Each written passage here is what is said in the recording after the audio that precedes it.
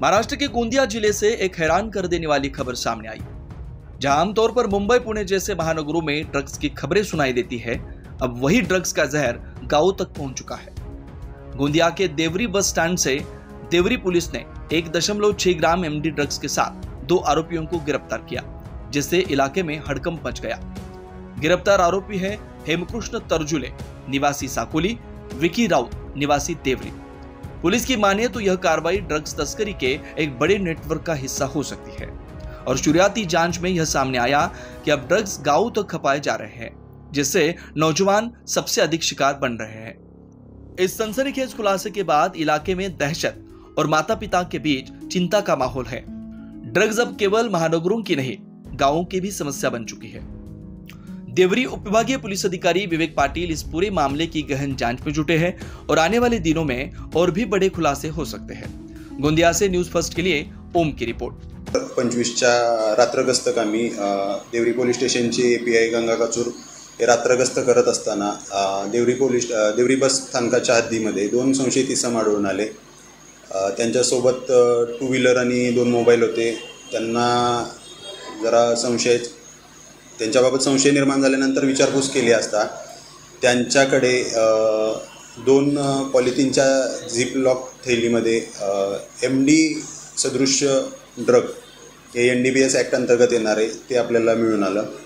तर त्यानंतर संपूर्ण रितसर कारवाई NDPS ॲक्टनुसार म्हणजे आपल्याला राजपत्रित अधिकाऱ्यामार्फत तसेच 2 शासकीय पंचांमार्फत ई साक्षीमध्ये सदर घटनास्थळाचे पंचनामा करणे आवश्यक असल्याने संपूर्ण स्टेशन डायरीच्या नोंदी मेंटेन करून कारवाई करण्यात आली असता आपल्याला त्या सदरील 2 आरोपींकडून साधारणतः 1.6 ग्रॅम MD हे नार्कोटिक ड्रग आपल्याला मिळून आलेले आहे।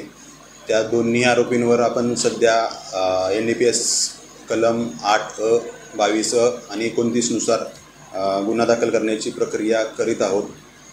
सदर आरोपींपैकी एक आरोपी हा देवरीतील आहे आणि दुसरा हा साकोलीतील आहे। तर यांना सदरील ड्रग MD ड्रग हे कुठून उपलब्ध झाले याबाबत आता पुढील तपास आपल्याकडून सुरू आहे। दोन्ही आरोपी आपल्याला घटनास्थळीच मिळून आले। त्यांच्याकडून आपण MD ड्रग, एक 2 व्हीलर आणि 2 त्यांचे मोबाईल जप्त केलेले आहेत। त्यांच्या मोबाईलमधील डाटाच्या माध्यमातून आपण त्या गुन्ह्याची बॅकवर्ड लिंक आपण तपासत आहोत आणि त्यांना हे ड्रग कुठून मिळाले याबाबत आपण तपास करत आहोत।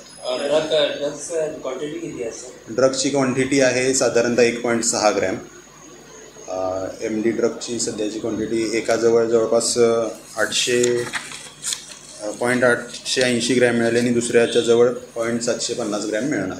अंदाजे किंमत किती असेल?